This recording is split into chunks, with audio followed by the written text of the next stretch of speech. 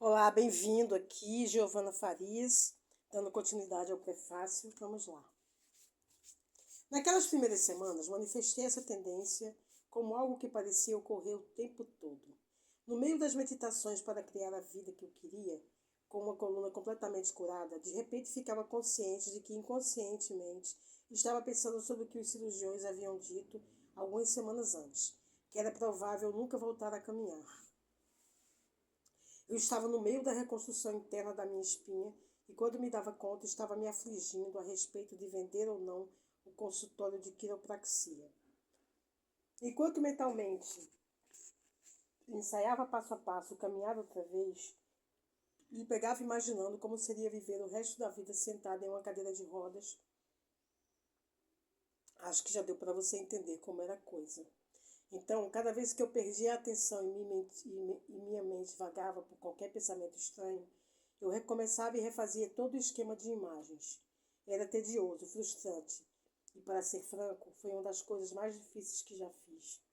Mas concluí que a imagem final que eu queria que o observador em mim notasse tinha que ser clara, imaculada e ininterrupta.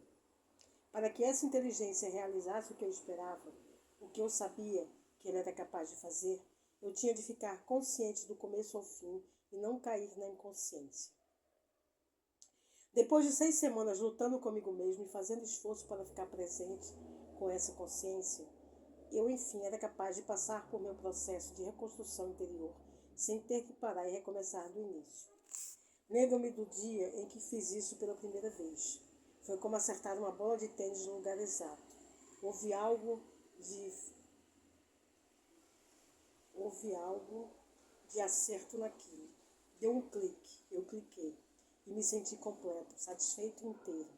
Pela primeira vez eu estava verdadeiramente relaxado e presente em corpo e mente. Não havia tagarelice mental, análise, pensamento, obsessão, tentativa. Algo se descerrou e uma espécie de paz e silêncio prevaleceu. Foi como se eu não ligasse mais para todas as coisas com que deveria me preocupar quanto ao passado e futuro. Essa constatação solidificou a jornada para mim, porque foi bem naquela época, enquanto eu criava a visão do que queria, reconstruindo minhas vértebras, que a coisa começou a ficar mais fácil a cada dia. Mais importante ainda, comecei a notar algumas mudanças fisiológicas bastante significativas. Foi naquele momento que comecei a correlacionar o que eu estava fazendo dentro de mim para criar a mudança com o que estava acontecendo fora de mim, no meu corpo.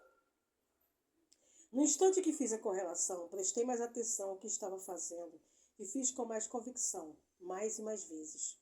Como resultado, continuei fazendo com alegria e inspiração, em vez de ser um esforço terrível e obrigatório. De repente, o que de início levava 2 ou 3 horas para ser realizado em uma sessão, eu era capaz de fazer em um período mais curto. Nesse estágio, eu tinha bastante tempo livre, então comecei a pensar em como seria ver um pôr do sol à beira-mar, de novo, ou almoçar com meus amigos em uma mesa de restaurante. Refleti que nunca mais veria essas coisas como garantidas. Imaginava com todos os detalhes tomar uma ducha e sentir a água no rosto e no corpo. Simplesmente sentar para usar o banheiro, dar um passeio pela praia em San Diego, o vento soprando no rosto. Essas eram algumas coisas que eu nunca havia apreciado plenamente antes do acidente, mas que agora tinham significado. Aproveitei para abraçá-las emocionalmente até sentir como se já estivessem ali. Eu não sabia o que estava fazendo na época, mas agora sei. Estava começando a pensar em todos os potenciais futuros que existiam no campo quântico e abraçando cada um deles emocionalmente. Como selecionei um futuro intencional e o combinei com a emoção exaltada de como seria estar naquele futuro, meu corpo começou a acreditar que de fato já estava na experiência futura. À medida que minha capacidade de observar o destino desejado se tornou mais e mais aguçada, minhas células começaram a se reorganizar. Comecei a sinalizar novos genes de novas maneiras, e meu corpo começou a melhorar mais rápido. O que eu estava aprendendo é um dos grandes princípios da física quântica. Mente e matéria não são elementos separados. Nossos pensamentos e sentimentos conscientes e inconscientes são os projetos que controlam nosso destino. A persistência, a convicção e o foco para manifestar qualquer futuro potencial estão dentro da mente humana e dentro da mente dos potenciais infinitos do campo quântico.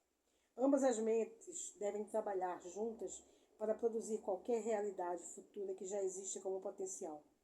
Percebi que dessa forma somos todos criadores divinos, independentemente de raça, gênero, cultura, status social, educação, crenças religiosas ou mesmo de erros do passado. Me senti realmente abençoado pela primeira vez na vida. Tomei outras decisões importantes a respeito de minha cura. Montei um regime completo, descrito em detalhes em Your Brain, incluindo dieta, visitas de amigos que praticavam cura energética e um elaborado programa de reabilitação. Contudo, nada foi mais importante para mim nessa época do que entrar em contato com a inteligência dentro de mim e, por meio dela, usar minha mente para curar meu corpo.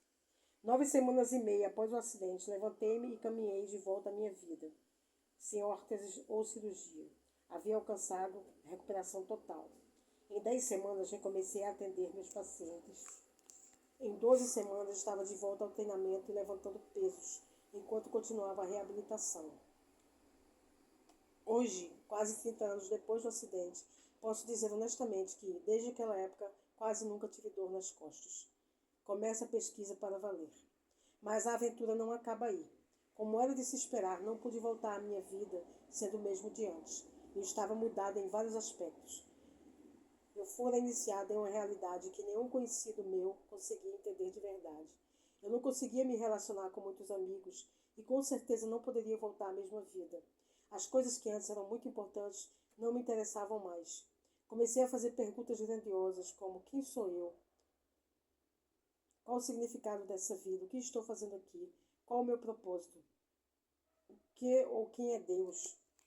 Fui embora de San Diego em seguida e mudei para o noroeste do Pacífico, abrindo uma clínica de quiropraxia perto de Olímpia, em Washington.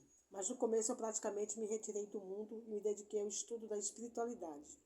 Com o tempo, também fiquei muito interessada em remissões espontâneas, quando as pessoas se curam de doenças graves ou de condições consideradas terminais ou permanentes, sem intervenções médicas tradicionais, como cirurgia ou drogas. Nas longas noites solitárias de minha recuperação, quando eu não conseguia dormir, fiz um acordo com aquela consciência de que, se eu conseguisse andar de novo, passaria o resto da vida investigando e pesquisando a conexão mente-corpo e o conceito de a mente se impor à matéria. E é basicamente isso que tenho feito nas quase 3 décadas desde então. Viajei para vários países à procura de muitas pessoas diagnosticadas com doenças que, tratadas de forma convencional ou não convencional, permaneceram na mesma ou pioraram, até melhorar de repente. Comecei a entrevistar essas pessoas para descobrir o que suas experiências tinham em comum, a fim de conseguir entender e documentar o que as fez melhorar, pois eu tinha o desejo de casar ciência com espiritualidade. O que descobri foi que cada um daqueles casos miraculosos tinha por base um forte elemento mental.